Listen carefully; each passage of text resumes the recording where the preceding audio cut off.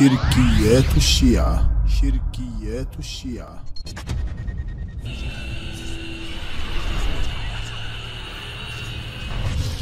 للإمام عليه السلام أو لا.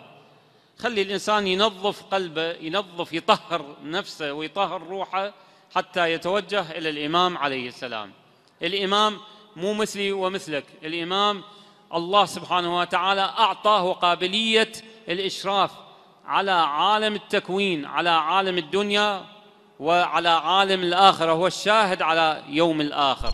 الإشراف على عالم التكوين، على عالم الدنيا وعلى عالم الآخرة، هو الشاهد على يوم الآخر.